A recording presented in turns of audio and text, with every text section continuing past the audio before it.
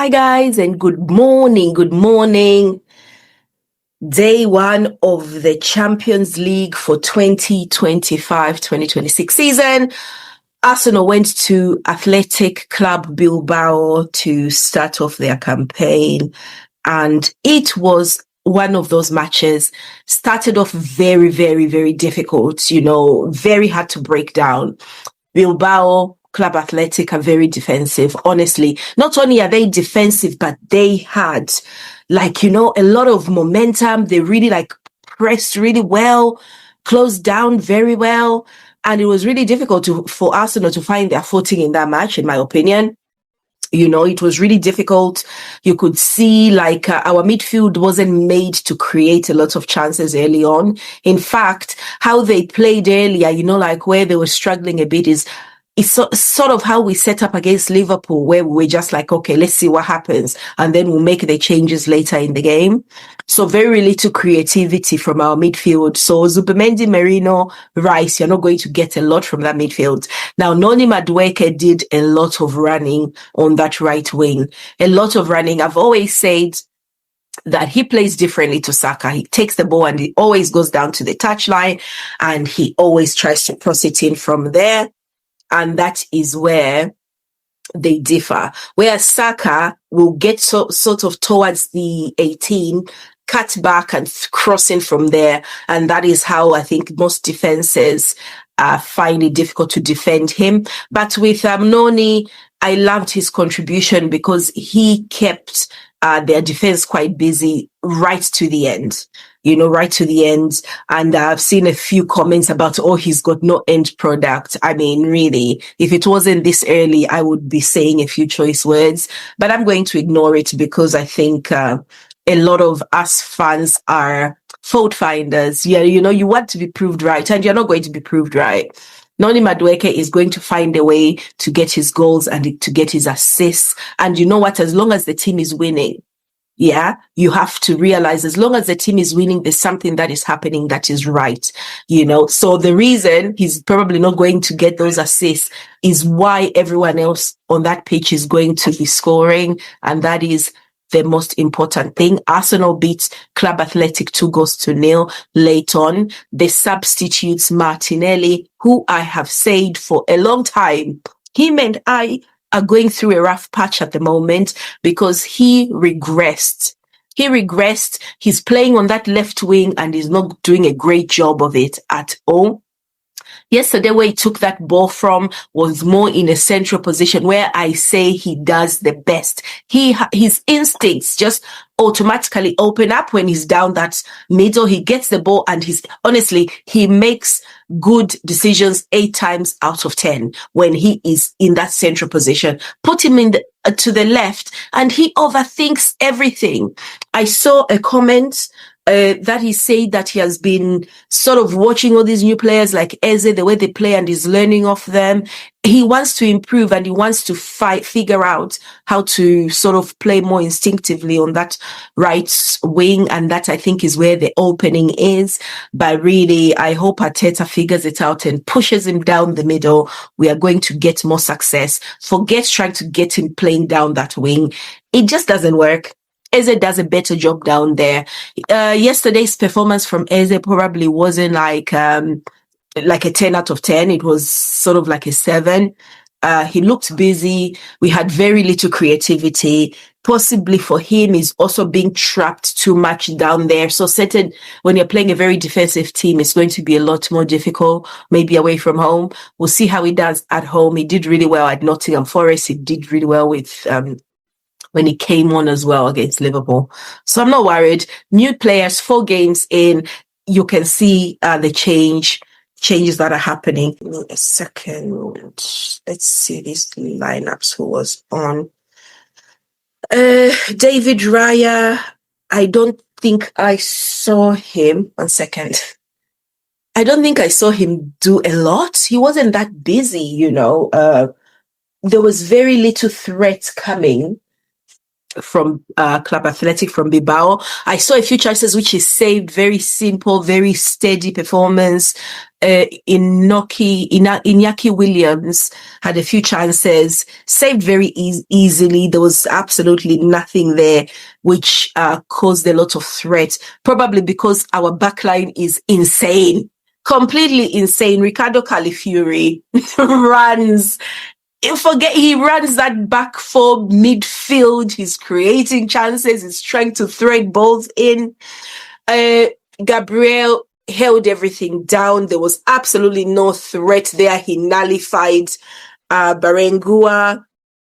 Nullified everything coming from Bilbao. Mosquera is, I don't know what this boy is. 13 million pounds. 13 million pounds, and he plays like a 200 million pound player. This is what I expect. Very new, very steady. He doesn't, even like his recovery play when something goes wrong, the way he recovers, he is insane. He is sensational. I love this guy. Honestly, Saliba is fit. We don't know how he's going to get back in. He's definitely getting back in because he's the most senior player. But he knows anytime anyone goes off injured, they're going to be sweating. They'll be fighting to come back because the competition for places is insane. We don't miss Saliba at the moment. We don't, because we've got Mosquera and he is incredible. I feel so amazing every day I wake up. Jurian Timber. What can you say about this guy? I reckon he could play in midfield. I reckon he can play anywhere. I've seen him play on the left wing. Not on the left wing, on the left back position. He did pretty well. On the right back position, he is just gliding through these performances on that right back position.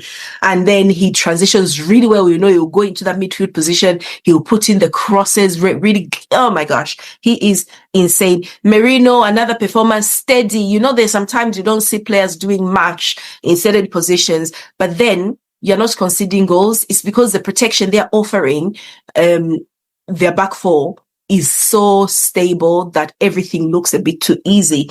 Martin Zubimendi, for me, again, I struggle to see what he does. In the team, I struggle to see what he does offensively. Maybe because I am used to seeing somebody like Thomas Partey in that position, who you can see what's happening. When he goes in and he's defending or he's trying to create a chance, as he is trying to break through the barrier, you can see exactly how he's doing it. But Zubimendi is more of a smooth operator, so he will look anonymous.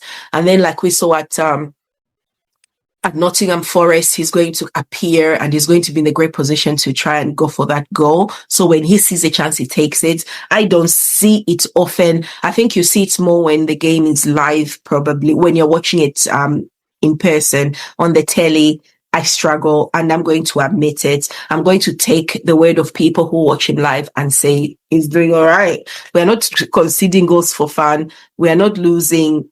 Very few chances created, but I think it's because we've got no Nwaneri, and Odegaard is not firing anyway, and he's a bit injured. Probably that is a big issue. Declan Rice, again, his play, I think, is being curtailed because he is trying to protect that position now. He, like the way he used to play when Miles Lewis-Skelly was playing with him, where he was always making sure that he was plugging the gaps that Lewis Skelly, with his inexperience, was creating by probably being too adventurous and letting him figure it out. But now he's playing with grown-ups. You know what I mean? He's not playing with academy prospects. I want him creating more chances. I want him taking more opportunities at goal and stuff like that. He has been a bit less visible because I think he is playing more a protective role. Declan Rice, in my opinion, enjoyed playing with Thomas Partey more because he knew he was safe. He can go and do whatever he wants, and Thomas will mop up anything that spills from him. I don't think he trusts Martin and Merino in the same way. definitely doesn't. So he stays where he is and makes sure he is not exposing his team. Very professional stuff from him as usual. So we'll leave it. I'm hoping things are going to change a little bit and Arteta figures it out. But we need somebody like Partey in that position so that Declan Rice can go back to playing in the way that he was doing in some of the best games last season, his best games last season. As I've spoken about, Gyökeres had that crazy injury which he got when Gabriel had battered him in the back, got subbed off. He did okay. He had some transitional, he had some opportunities where, his other play was okay. He had a few chances, took some shots on target, a couple, I think, if I'm not wrong, not very strong chances. He still hasn't figured out a way of getting himself into a position that is more advantageous. I saw Thierry Henry try to criticize the way he takes the ball, blah, blah, blah. But come on, Thierry Henry, I think that is why Thierry will never be a great manager. He coaches and he thinks that players should play the way he played. Come on, Thierry. There's no one on this planet that is going to play like you. Mbappe tries, but Mbappe does a good imitation of Thierry Henry. But you are one of the greatest, if not the greatest, striker to ever grace the Premier League. That hands down. Let's be honest. You know what I mean? You had everything. So thinking every player in that position should be able to do what you do, yeah, is a weakness. Is a weakness. You're not going to make a great coach. Do what Zinedine Zidane did and start looking at a player, looking at their qualities and discussing his qualities. Not like, oh, if it was me, this is how I would play. Sorry, but I can't. You cannot think like that. You're not going to succeed anywhere. That's why you are in that studio and not on a touchline somewhere coaching a great side like Mikel Arteta. Yeah, that's it. Madueke, I loved his performance as well. So that was the Arsenal game. Let's have a look at some of the other results that happened on match day 1 for the Champions League. We had Eindhoven, PSV versus Union. I don't know this team. They lost 3-1 at home. Benfica lost 2-3 to Qarabag. Juventus, Borussia Dortmund, 4-4. Crazy game. I've seen some of the goals that were scored in this game. If you haven't seen the highlights, you need to go and see them. Adeyemi was on fire. Adeyemi's movement is incredible. But the goals that were coming in at the end of the match, though, there were so many bad mistakes from Borussia Dortmund. You could see the last 2 goals they conceded for Juventus to go level. It was defensive errors. I would be fuming if my defense were that oblivious. Let's be honest.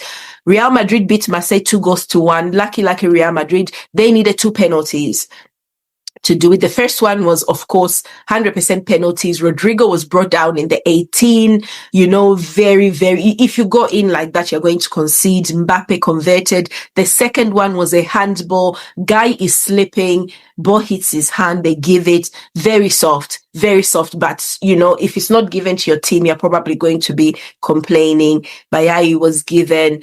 Real Madrid survived this one, but they didn't look amazing. Rodrigo did, though. I have maintained for the last few seasons, because my brother is a Real Madrid supporter, and I always say on that team sheet, Rodrigo for me goes first. When he's fit, even when he's a bit not fit, he goes on first because he's creative. He is daring on that left wing area, number 11 position. The reason we bought Eze so late is because we tried Arsenal. We tried to see if we could get a deal for Rodrigo. The Man City came in and kiboshed that thing by showing interest. And I think Real Madrid thought, why do all these guys want Rodrigo? Let's keep him. I think that's what happened. But Rodrigo was very good. He was their best player on that pitch for me yesterday. Carvalho head battered, very indisciplined, very foolish, red card. But yeah, 2-1 to Real Madrid. I think they're not going to have a lot of joy this season again, the Champions League, if they're going to be playing like that, to be honest, because they got lucky. They got lucky with especially the second decision penalty. Tottenham Hotspur beat Villarreal 1-0. An own goal. From what I have heard, I didn't watch the match. it was not the best performance, but I'm really looking forward to seeing how Tottenham play this season. Thomas Frank, I love that guy. He is such a nice person and he looks like a nice manager. I just want to see how he's going to approach coaching a big team in the Champions League. They earned this position by winning the Europa Cup. And yeah, let's see what they do. Cup games are just that. I'm really interested to see what happens. We had some EFL Cup games as well. So anyway, now let's do Wednesday's Champions League games. So early game is the Olympiacos and Paphos FC, and then Slavia Prague, Bod Glint, then Ajax Inter.